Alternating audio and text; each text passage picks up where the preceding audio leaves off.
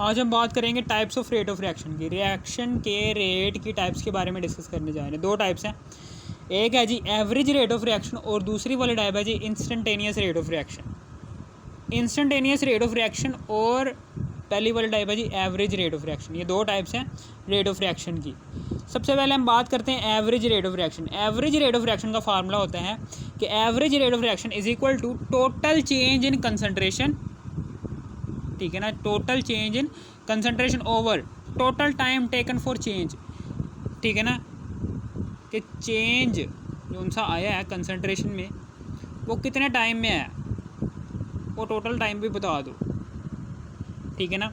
यानी कि average rate of reaction की तारीफ क्या होगी कि rate of reaction between two specific time intervals, कि दो स्पेसिफिक टाइम इंटरवल्स के दरमियान चेंज को कहते हैं rate of reaction between two specific time interval, ठीक है ना।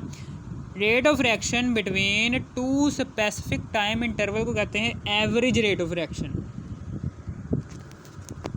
टू स्पेसिफिक टाइम इंटरवल का मतलब क्या है कि शुरू में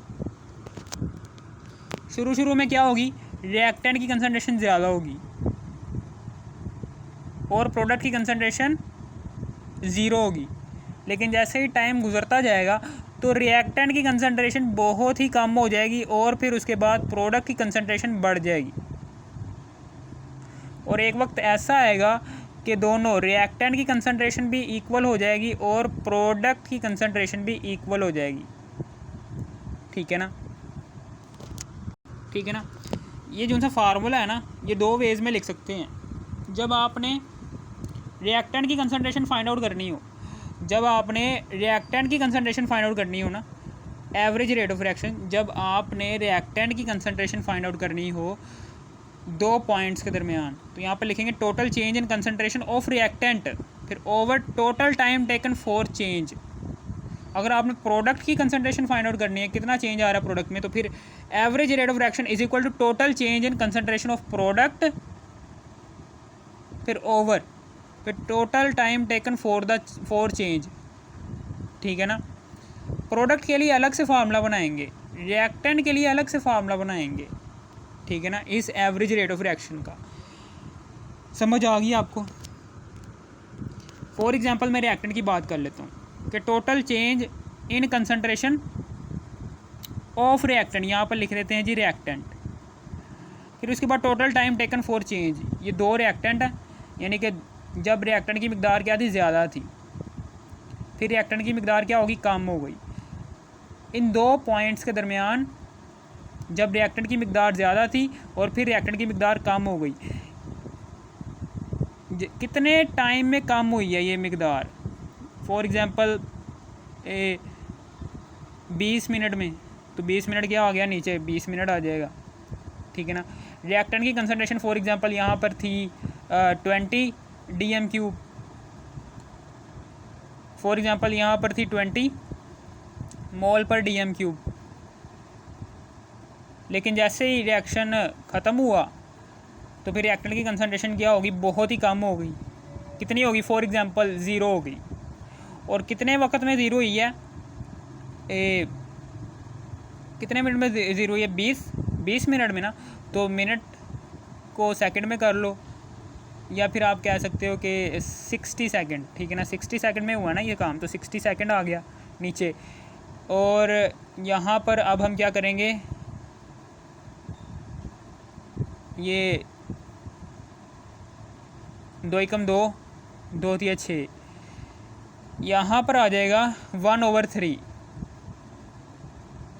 क्या आ जाएगा, 1/3 मोल पर DM³ और पर सेकंड, ये फार्मूला आ गया, ठीक है ना। ये आ गया हमारे पास एवरेज रेट ऑफ रिएक्शन। इस तरह से हम रिएक्टेंट का कैलकुलेट कर लेंगे कि जिसमें हम दो rate of reaction between two specific time interval, यहाँ पर दो specific time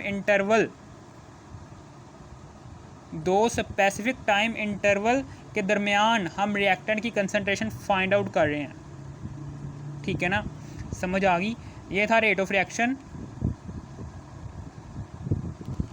average rate of reaction. अब इंस्टेंटेनियस रेट ऑफ रिएक्शन क्या होगा, अचानक अचानक से आपने रिएक्शन की स्पीड कैलकुलेट कर ली है, ठीक है ना, अचानक से आपने रिएक्शन की स्पीड कैलकुलेट कर ली है। अचानक से, इंस्टेंटेनियस का मतलब क्या है, अचानक आपको ख्याल आया कि भाई मैं ना यहाँ फॉर एग्ज़ाम्पल रिएक्शन स्टार्ट हुआ और फिर ख़त्म हुआ, यहाँ पर आकर ख़त्म हो गया। मैं इस पॉइंट पर मैं देखना चाहता हूँ कि रिएक्टेंट की कितनी कंसंट्रेशन है, इस पॉइंट पर ये रिएक्टेंट की कंसंट्रेशन कितनी है, इसकी कंसंट्रेशन फाइंड आउट करना चाहता हूँ, ठीक है ना। यानी कि स्पेसिफिक टाइम के लिए, ठीक है ना, rate of reaction at any instant, ऐसा रेट ऑफ रिएक्शन कि जो हम किसी भी लम्हे फाइंड आउट कर लेते हैं, ठीक है ना। इंस्टेंटेनियस रेट ऑफ रिएक्शन क्या होता है, instantaneous rate of reaction is equal to change in concentration. हम ऊपर रिएक्टेंट के लिए अलग से फार्मूला बनाएंगे, change in concentration of reactant, फिर over time taken for change. और प्रोडक्ट के लिए जब हमने प्रोडक्ट की कंसंट्रेशन फाइंड आउट करनी होगी ना, उसके लिए अलग से फार्मूला बनाएगा, instantaneous rate of reaction is equal to change in concentration of product over time taken for change. इसी तरीके से ये ऊपर वाला भी यही है, प्रोडक्ट की कंसंट्रेशन फाइंड आउट करनी हो तो इसके लिए आर की जगह आ जाएगा पी प्रोडक्ट, ठीक है ना, और बाकी सारा का सारा फार्मूला वैसे का वैसे ही। अब फिर उसके बाद यहाँ पर क्या होगा, instantaneous rate of reaction is equal to change in concentration. Change in concentration हम किसकी फाइंड आउट कर रहे हैं, रिएक्टेंट की, तो रिएक्टेंट की कंसंट्रेशन आ गई, रिएक्टेंट की कंसंट्रेशन, फिर over time taken for the change, कितने टाइम में ये चेंज हो रही है, नीचे टाइम आ जाएगा, और इस तरीके से हम फाइंड आउट कर लेंगे, ठीक है ना। और इसकी ये डेफिनेशन है कि rate of reaction at any instant, किसी भी लम्हे जब आपने रिएक्शन की स्पीड फाइंड आउट करनी है ना, तो आप इंस्टेंटेनियस रेट ऑफ रिएक्शन का यूज़ करेंगे। शुरू में क्या होगा, शुरू में इंस्टेंटेनियस रेट क्या होगा, ज़्यादा होगा, और एवरेज रेट क्या होगा, कम होगा। फिर बाद में क्या होगा, एक वक्त ऐसा आएगा कि इंस्टेंटेनियस रेट क्या हो जाएगा, इक्वल हो जाएगा एवरेज रेट के। फिर उसके बाद थोड़ी देर बाद क्या होगा, एवरेज रेट बढ़ जाएगा इंस्टेंटेनियस रेट के, ठीक है ना। ये क्या है, ये रिलेशनशिप है एवरेज रेट ऑफ रिएक्शन और इंस्टेंटेनियस रेट ऑफ रिएक्शन के दरमियान, ठीक है ना। इंस्टेंटेनियस रेट ऑफ रिएक्शन क्या है, बढ़ गया है एवरेज रेट ऑफ रिएक्शन से। शुरू में इंस्टेंटेनियस रेट ऑफ रिएक्शन ज़्यादा होगा एवरेज रेट ऑफ रिएक्शन में, ठीक है ना। शुरू में क्या होगा, इंस्टेंटेनियस रेट ज़्यादा होगा एवरेज रेट से, क्योंकि शुरू में ज़ाहिर सी बात है स्पीड ज़्यादा होगी, रिएक्शन की स्पीड ज़्यादा होगी, जिसकी वजह से rate of reaction at any instant, उस वक़्त रिएक्शन की स्पीड ज़्यादा होगी, इसलिए इंस्टेंटेनियस रेट ज़्यादा होगा एवरेज रेट से, ठीक है ना। शुरू में रिएक्टेंट्स क्या होते हैं, ज़्यादा होते हैं, जिसकी वजह से प्रोडक्ट क्या होती है, बहुत ही कम होती है, ठीक है ना। और यहाँ पर कोई से दो इंटरवल भी नहीं आ रहे, जाहिर सी बात है कि दो पॉइंट्स के दरमियान आपने रिएक्शन की स्पीड फाइंड आउट करनी है, दो स्पेसिफिक इंटरवल के दरमियान आपने रिएक्शन की स्पीड फाइंड आउट करनी है, ठीक है ना। जाहिर सी बात है जब ये आएगा, प्रोडक्ट ज़्यादा होंगी और रिएक्टेंट कम होंगे, तभी आप फाइंड आउट कर सकते हो ना ये एवरेज रेट ऑफ रिएक्शन को।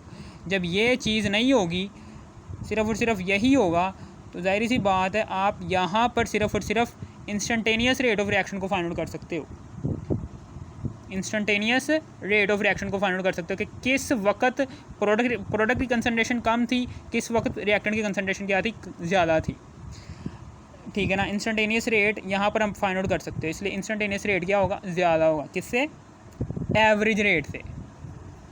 लेकिन जैसे ही टाइम गुज़रा तो अब प्रोडक्ट की कंसंट्रेशन बढ़ गई और रिएक्टेंट की कंसंट्रेशन क्या हो गई, बहुत ही कम हो गई। अब यहाँ पर दो स्पेसिफिक टाइम इंटरवल आ रहे हैं। पहले प्रोडक्ट की कंसंट्रेशन क्या थी, कम थी,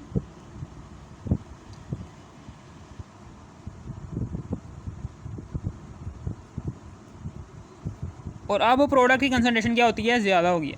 पहले प्रोडक्ट की कंसनट्रेशन कम थी, अब प्रोडक्ट की कंसनट्रेशन ज़्यादा हो गई है। अब पहले रिएक्टेंट की कंसनट्रेशन ज़्यादा थी, अब रिएक्टेंट की कंसनट्रेशन कम हो गई है।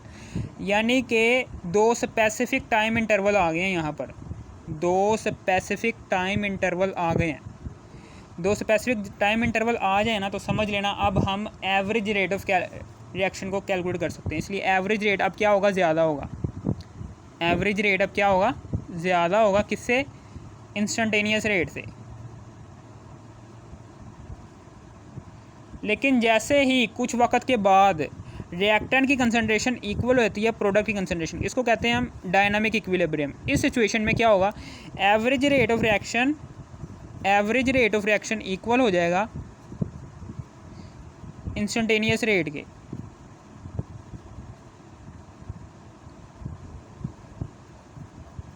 ठीक है ना। अगर आपको इस वीडियो की ज़रा सी भी थोड़ी सी भी समझ आ गई, इस वीडियो कर दो लाइक और सब्सक्राइब और शेयर भी कर देना। Thanks for watching me.